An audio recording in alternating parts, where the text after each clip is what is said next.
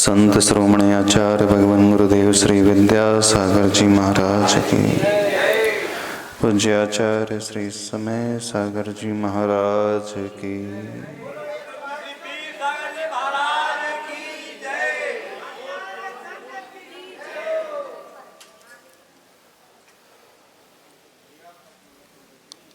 जीर्ण रागा विरज्य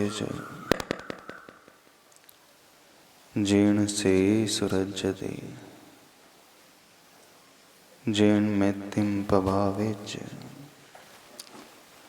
तम नाणम जिन शासने। जिनेंद्र भगवान के शासन में ज्ञान क्या होता है?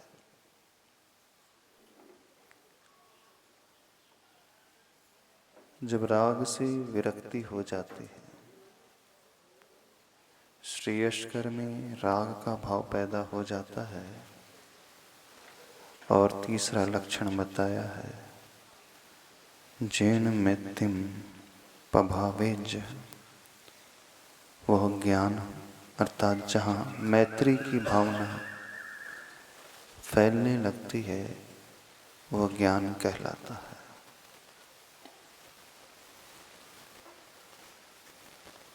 ज्ञान की बातें बहुत होती हैं, लेकिन वह ज्ञान सिर्फ याद करने वाला, समझने वाला, इतना ही आप लोगों ने समझा। आचार्य भगवान कुछ अलग तरीके से हम सबको समझाने की कोशिश कर रहे हैं।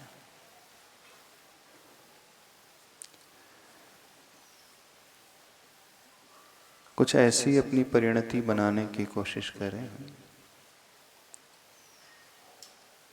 कि राग का भाव, द्वेष का भाव छूट करके मैत्री का भाव जब हमारे भीतर जाग जाए तो वो ज्ञान कहलाता है। मेरी भावना की पंक्तियां कुछ आती हैं।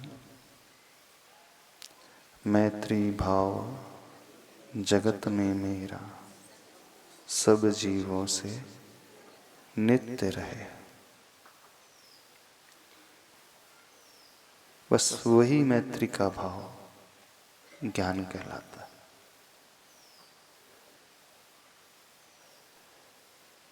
जो व्यक्ति अपने भीतर ऐसी भाव पैदा करता है उसी का आत्म कल्याण होता है। उसी का हृदय करुणा से भरा हुआ होता है। जब हम मैत्री का भाव अपने भीतर पैदा करते हैं, किसी अन्य के ऊपर उपकार नहीं करते हैं, अपने ऊपर उपकार करते हैं। जब किसी के प्रति कठोरता को हम त्याग देते हैं, क्रूरता के व्यवहार से ऊपर उठ जाते हैं, हम उसे कुछ नहीं देते हैं, स्वयं को देते हैं। लगता ऐसा है कि हम अपने मित्र के ऊपर उपकार करते हैं, पर उपकारी हम अपने लिए ही होते हैं। साइकोलॉजी ये कहती है, मनोविज्ञान ये कहता है, जब हम किसी का अच्छा सोचते हैं तो स्वयं हमारा अच्छा पहले होता है। जब अच्छे अंदर से परिणाम पैदा करते हैं तो मन की प्रसन्नता अलग ही होती है।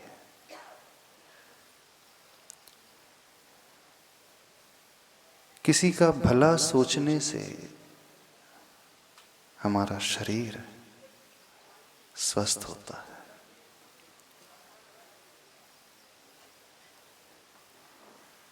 किसी के प्रति कुछ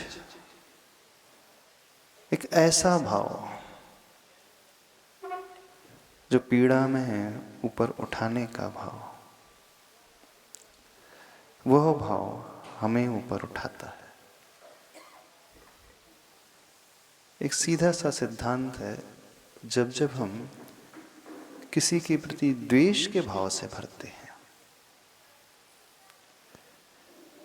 वैर का परिणाम अपने भीतर पैदा करते हैं, क्रूरता की भावना अपने भीतर लाने लगते हैं, उसका अहित सोचने लगते हैं,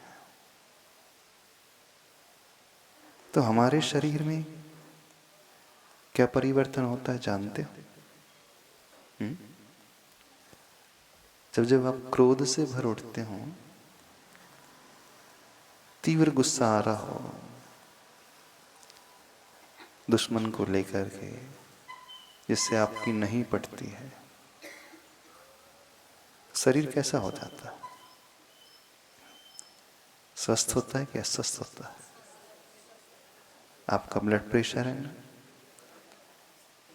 बढ़ने लगता है। हार्ट बीट्स जो हैं तेजी से चलने लगते हैं। आपकी नसों को देखना उभर करके दिखने लगती है। मेडिकल साइंस ये कहता है, जब जब हम क्रोध से भरते हैं, बहुत सारे सेल्स हमारे डैमेज होने लगते हैं, कोशिकाएं जो हैं वो डैमेज होने लगती हैं। हमारी बॉडी की जो इंटरनल पार्ट्स हैं, लीवर, किडनी आदि, और सबसे बड़ी बात, कुछ ऐसी ग्लैंड्स होते हैं जो इस प्रकार के एंजाइम्स का सिक्रीशन करते हैं, कॉर्टिसोल आदि, जो उन कोशिकाओं को और मांसपेशियों को क्षति पहुंचाती है। हमारी आंखें बुरा सोचने पर जो रेटिनास होते हैं, जो छोटे छोटे सेल्स होते हैं, उन्हें भी क्षति पहुंचने लगती है। बिल्कुल आई साइट में इफेक्ट होने लगता। मेडिकल साइंस के हिसाब से बता रहे हैं, या यूं कहें शरीर अस्वस्थ जैसा होने लगता है, और हमारा माइंड जो है उस समय कभी भी कुछ क्रिएटिव नहीं होगा, वो डिस्ट्रक्टिव ही हमेशा होगा। कुछ रचनात्मक कार्य उससे कभी नहीं हो सकता, क्योंकि द्वेष की और वैर की भावना से भरने पर हमारे मस्तिष्क के जो स्नायु तंत्र होते हैं, वो इस प्रकार के एंजाइम्स को रिलीज करने लगते हैं जो हमें ही स्वयं क्षति पहुंचाते हैं।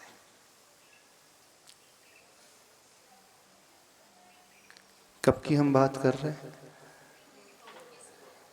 जिसके प्रति वैर की भावना से, शत्रुता की भावना से, क्रोध की भावना से, द्वेष की भावना से भरा जाता है, हो सकता है वो व्यक्ति सामने न भी हो, तो भी हो जाता है ना। हमारे शरीर कैसे कार्य करता है, मस्तिष्क कैसे कार्य करता है, आपको एक एग्जाम्पल देते हैं। जब रात्रि के समय आप स्वप्न देखते हैं तो फीलिंग कैसी होती? ऐसा लग रहा है सही सही घट रहा है कि नहीं।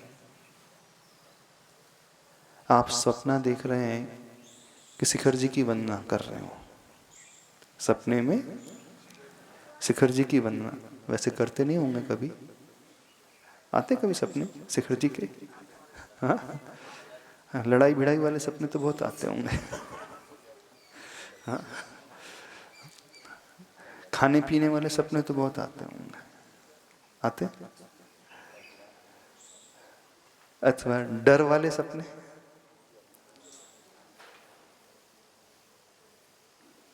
कई बार ऐसा सपना आता है कि व्यक्ति एकदम डरावना दिखता है कुछ दृश्य, और ऑल ऑफ सडन उसकी नींद खुल जाती है। उस समय चेक करना अपनी हार्ट बीट्स। जो सपने में दिख रहा था अबुद्धि पूर्वक सोच करके नहीं दिखता है, अपने आप ही दिख रहा था, लेकिन आपकी बॉडी के इंटरनल पार्ट्स का जो रिस्पॉन्स होता है कैसा होता है? वो बिल्कुल वैसा ही होता है जैसे वो रियल लाइफ में सामने हो। आप कोई ऐसा दृश्य देखते हो जो एकदम बीभत्स हो, डरावना हो, कोई आपके पीछे दौड़ रहा हो मारने के लिए, नींद खुलती है, तेजी से सांस ले रहे होते हैं। ऐसा क्यों होता है? जबकि आप वास्तव में दौड़ तो नहीं रहे थे ही नहीं, आप बिस्तर में लेटे हुए थे। हमारा शरीर उस बात पर रिएक्ट नहीं करता कि हम क्या करते हैं, हम क्या सोचते हैं उसके अनुसार उसका रिएक्शन होता है। तत्वार सूत्र में एक सूत्र आता है देवों के बारे में। वे देव अपनी वासनाओं को कैसे शांत करते हैं? शेषः स्पर्श रूप शब्द मनः प्रविचारा काय प्रविचारा ऐशानाथ। पहले सूत्र क्या आया? सौधर्म और ऐसान ईशान स्वर्ग के जो देव हैं वो जैसे मनुष्य अपनी इच्छाओं को पूर्ण करते हैं, वासनाओं को शांत करते। प्रविचार मतलब मैथुन का सेवन। सौधर्म और ईशान स्वर्ग के देव बिल्कुल वैसे करते हैं। फिर जो अगला सूत्र आया शेषः स्पर्श रूप शब्द मनः प्रविचार। तीसरे चौथे स्वर्ग के जो देव होते हैं वो अपनी देवियों को स्पर्श कर लेते हैं तो उनकी इच्छा शांत हो जाती है। पांचवें छठवें सातवें और आठवें स्वर्ग के जो देव होते हैं अब उन्हें स्पर्श की भी आवश्यकता नहीं होती, अपनी देवियों के रूप को देख लेते हैं दूर से तो उनकी इच्छा शांत हो जाती है। 9वें 10वें 11वें स्वर्ग 12वें स्वर्ग के देव स्पर्श रूप शब्द, देवियों के शब्द को सुन करके, उनकी पायलों की झंकार को सुन करके, आभूषणों की झंकार को सुन करके, चलने की आवाज को सुन करके उनकी तृप्ति हो जाती। 13वें 14वें 15वें 16वें स्वर्ग के देव अब उन्हें अपनी देवियों को देखना भी नहीं पड़ता, छूना भी नहीं पड़ता और उनकी ध्वनि भी नहीं सुनना पड़ता। मन में सोचा और तृप्ति हो गई। अब बड़ी विचित्र बात, अब देखा भी नहीं, टच भी नहीं किया, मनुष्य से किया भी नहीं, फिर भी हो गया। क्या अर्थ है इसका? कुछ समझ में आ रहा है? नहीं समझ में आ रहा। मन में जो फीलिंग होती है उसी के अनुसार सब कुछ होता है। अब रात्रि में आप स्वप्न देखते हैं, स्वप्न में वो व्यक्ति नहीं होता जो आपको डरा रहा हो, लेकिन आपका माइंड और आपका ब्रेन कैसे रिएक्ट करता है और आपके शरीर की एक एक नस और उस खून का संचार, हृदय की गति। व्यक्ति दिख नहीं रहा है, सपना में दिख रहा है। सपना भी छोड़ दो, आप किसी के बारे में सोचते हो। यदि मैं आपसे कहें इमली देखी आपने? इमली खाई है आपने? खाई? कितने लोगों ने खाई इमली? सबने खाई है। अब मुंह में कैसा लग रहा है? हाँ? कई लोगों को इमली का नाम लेने से दांत खट्टे हो जाते हैं, नींबू का नाम लेने से ही। देख भी नहीं रहे हो? विचार करो, वो नींबू को निचोड़ा जा रहा है, वो इमली को बनाया जा रहा है, दांत खट्टे होते हैं। आपने देखा भी नहीं है, उसे चखना तो बहुत दूर। होता है कि नहीं? तो हम ये कहना चाह रहे हैं, हम करते क्या है ये ज्यादा इंपॉर्टेंस नहीं रखता है, हम सोचते क्या है वो इंपॉर्टेंस रखता है। जैसा हम सोचने लगेंगे, अभी हम कर्म की बात बिल्कुल नहीं कर रहे, कर्म सिद्धांत की भी बात नहीं कर रहे कि काय वांग मनः कर्म योगा स आश्रव, उसकी बात बिल्कुल नहीं कर रहे। मन में जैसे विचार आएंगे उससे शुभ अथवा अशुभ कर्म बनेंगे, क्योंकि कर्म दिखते नहीं है, लोगों का विश्वास उस पर आसानी से होता नहीं है। लेकिन शरीर तो दिख रहा है ना, हम दूसरों को नहीं, स्वयं के शरीर को देखो, शरीर में क्या क्या रिएक्शन होने लगता है सिर्फ सोचने मात्र से होता है ना।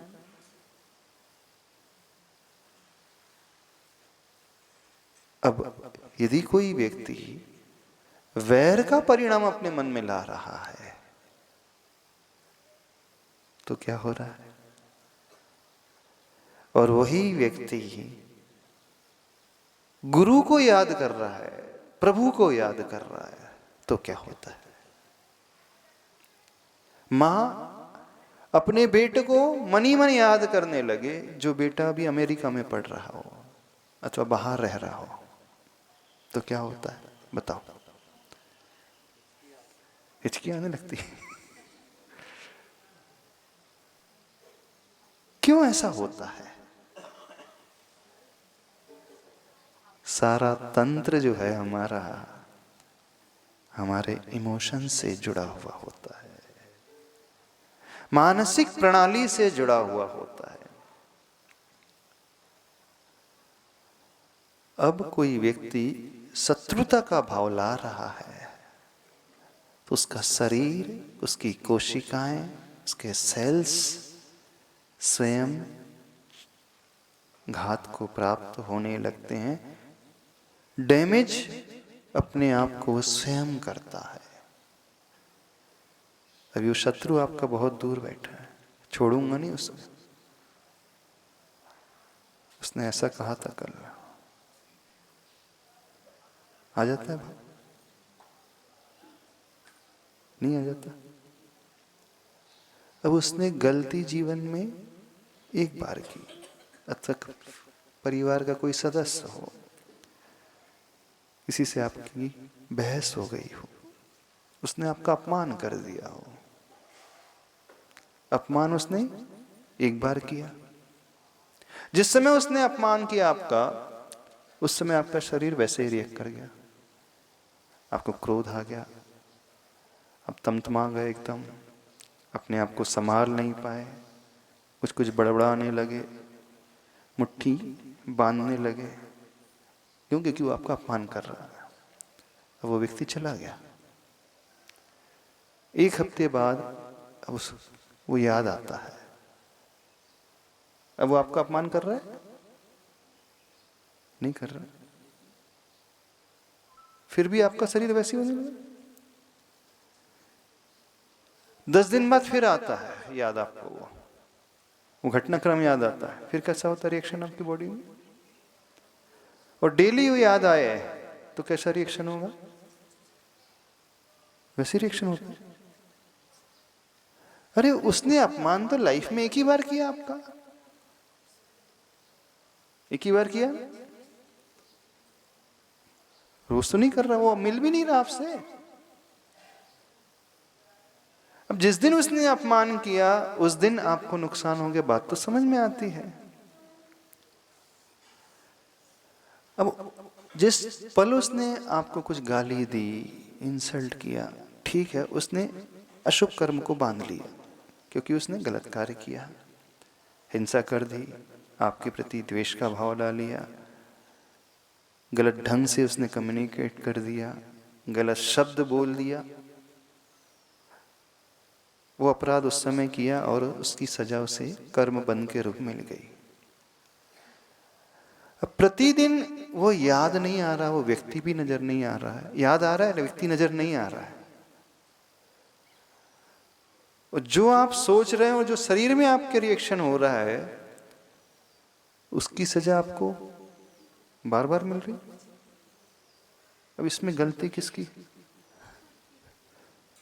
उस शत्रु की नहीं, गलती तो उसने किया था ना, अपमान किया था आपका।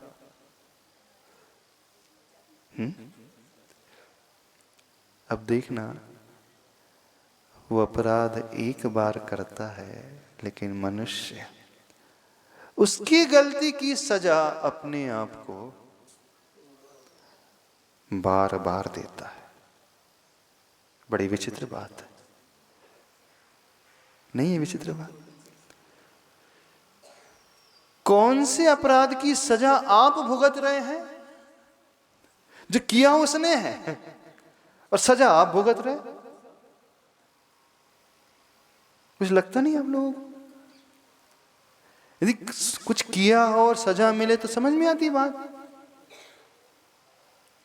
उसने एक बार किया, मनुष्य बार बार अपने आप को ही प्रताड़ित करने पर तुला हुआ है। और यही सबसे बड़ा अज्ञान है। और आचार्य भगवान कहते हैं, ज्ञान क्या है? मैत्री भाव जगत में मेरा सब जीवों से नित्य रहे।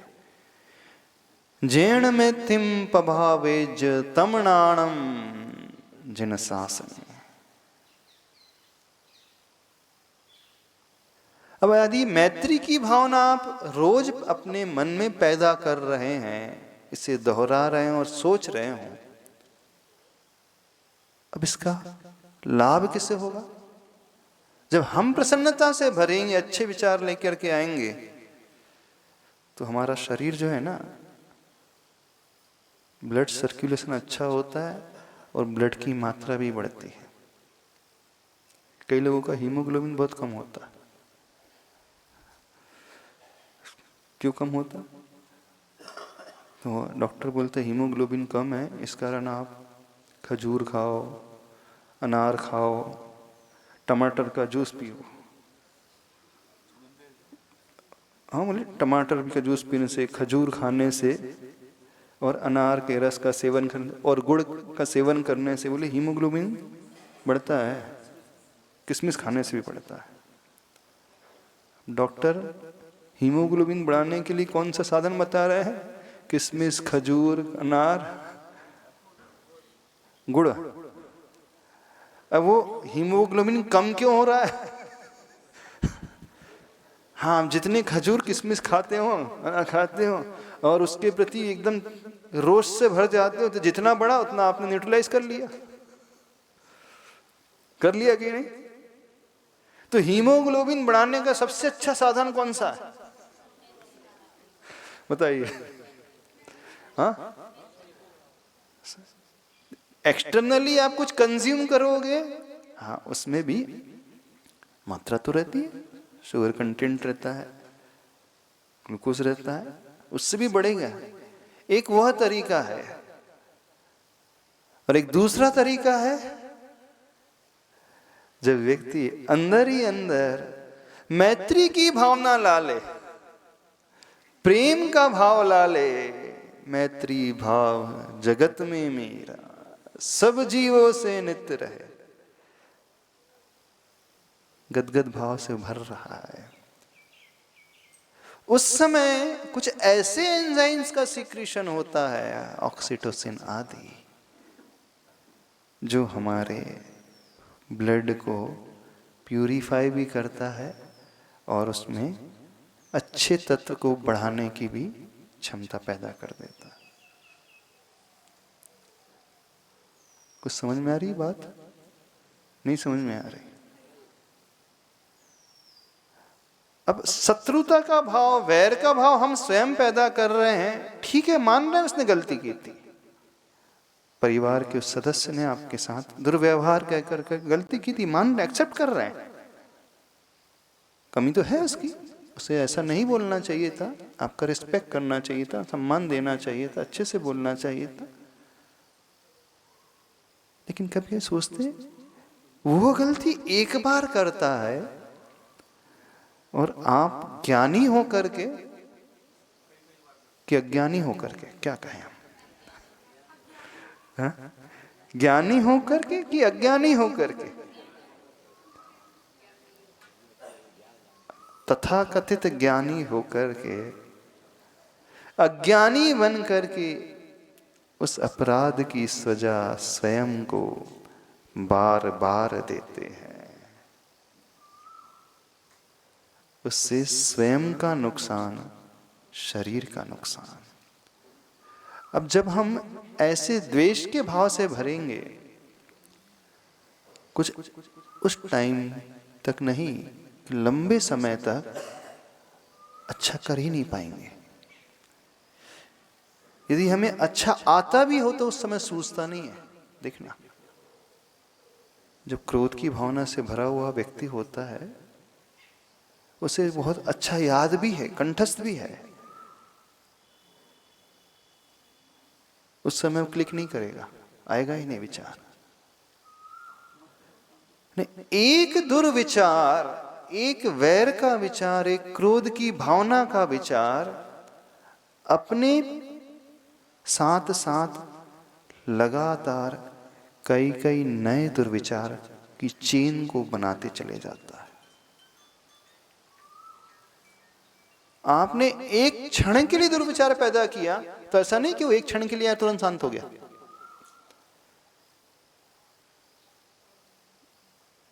झालर बजना बंद हो फिर भी रहे झंकार।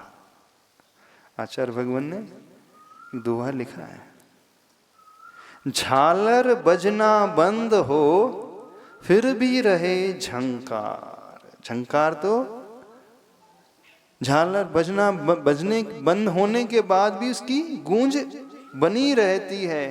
एक बार यदि कोई शत्रुता का विचार पैदा करता है तो यह नहीं समझना कि मात्र उतने ही समय तक के लिए, अब उसके संस्कार लंबे समय तक बने रहते हैं। लाइक अट्रैक्ट्स लाइक, जो व्यक्ति जैसा सोचता है वैसा ही वो अट्रैक्ट करता चला जाता है। नीति है। कई बार आप कहते हैं जब तीव्र अशुभ कर्म का उदय आता है ना, चारों तरफ से आता है। कई बार आपने महसूस भी किया होगा, जब नुकसान होता है तो चारों तरफ से नुकसान होता है। दुकान में नुकसान लग जाएगा, घर में कोई वस्तु टूट जाएगी, गाड़ी खराब हो जाएगी, होता है कि नहीं ऐसा महसूस? जब मुसीबत आती है तो चारों तरफ से आती है, और जब अच्छे दिन रहते हैं, मुनाफा होता है, तो हर जगह से प्रॉफिट ही प्रॉफिट होने लगता है। अब थोड़ा भी कुछ करो तो प्रॉफिट वाला सौदा साबित हो जाता है। और जब तीव्र कर्म का उदय होता है, आप जहां हाथ डालो वहां नुकसान के अलावा कुछ हाथ नहीं निकलता। ऐसा क्यों होता है, कभी सोचे? हम चाहे कुछ भी करें, जब हम बुरा करेंगे तो बुरा ही वह अन्य बुराई को अट्रैक्ट करता है, और यदि हम अच्छा विचार पैदा करेंगे तो अन्य अच्छे विचार को अट्रैक्ट करेगा। ये संसार का नियम है। देखना, जब आप प्रसन्न रहते हैं तो आपको चारों तरफ अच्छा माहौल नजर आता है, और जब आप खेद खिन्ने रहते हैं कोई अच्छा सा ही नहीं लगता। वो अच्छा भी बोले तो हमें बुराई प्रतीत होता है, वो समझाने आए तो हमें लगता है गाली दे रहा है वो। और जब व्यक्ति बहुत प्रसन्न रहता है वो कुछ ऐसा वैसा भी कह दे तो आप उसे इग्नोर कर देते हैं, बोले प्रेम में सब चलता है। होता है कि नहीं? मनोविज्ञान को समझने की कोशिश करो। अभी कर्म सिद्धांत के हिसाब से तो कर्म का बंध उस समय होता है और उसका फल बाद में मिलेगा, अब उसको हम रख नहीं रख रहे हैं, बात आपके सामने। तो अपने ज्ञान और अपने अज्ञान को पहचानने की कोशिश करो। ज्ञान क्या है और अज्ञान क्या है? तो जेण सेसु नहीं, जेण मैत्रिम प्रभावेज तमनाणम जिन शासने, जिससे मैत्री की प्रभावना होती है वो ज्ञान कहलाता है। अर्थात जब हम मैत्री का भाव अपने भीतर पैदा करते हैं, अच्छा भाव पैदा करते हैं, किसी के भले का भाव पैदा करते हैं, तो हमारा अच्छा तुरंत होना शुरू हो जाता है। और शत्रुता का भाव, वैर का भाव पैदा करते ही उसका बुरा हो अथवा ना हो, और उसका ज्यादा बुरा होता नहीं कभी। आप खूब बुरा सोचो उसका, 90% आप उसको कर ही नहीं पाते बुरा, बस आप सोच करके रह जाते, ऐसा करूंगा वैसा करूंगा ऐसा करूंगा, कह नहीं पाते कभी। जो सोचते हो कह पाते हो, लेकिन सोच करके अपना ही डैमेज हम उसी समय से कर लेते। और कर्म सिद्धांत के अनुसार अशुभ कर्म का आश्रव बंद तो होता ही रहता है। तो आप लोग ज्ञानी हो कि अज्ञानी?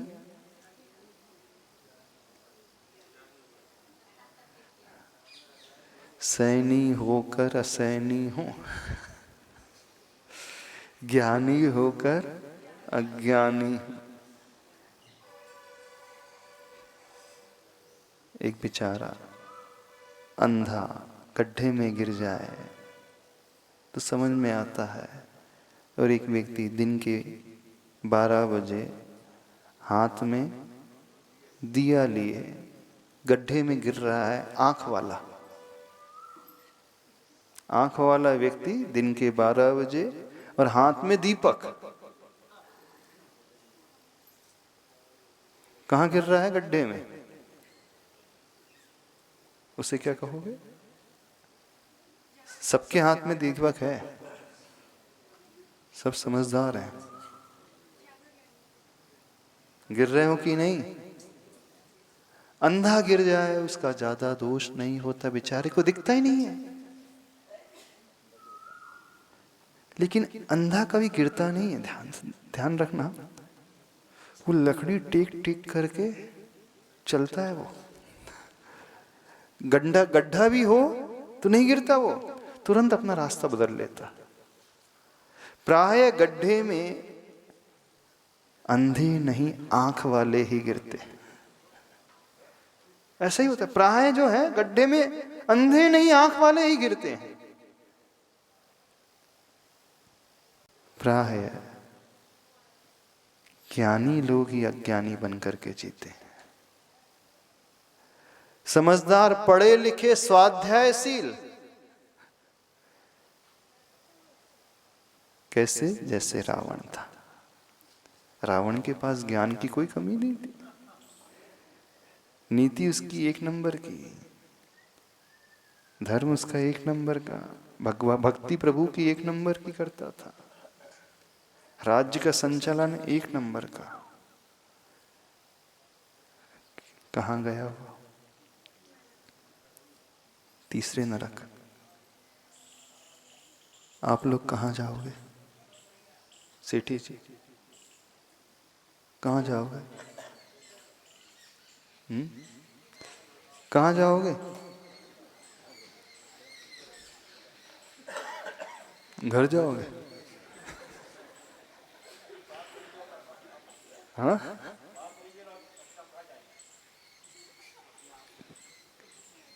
कुछ सोच रहे हो, समझ रहे हो? बस इतना सही कहना है, हाथ में दीपक लेकर के गड्ढे में नहीं गिरना।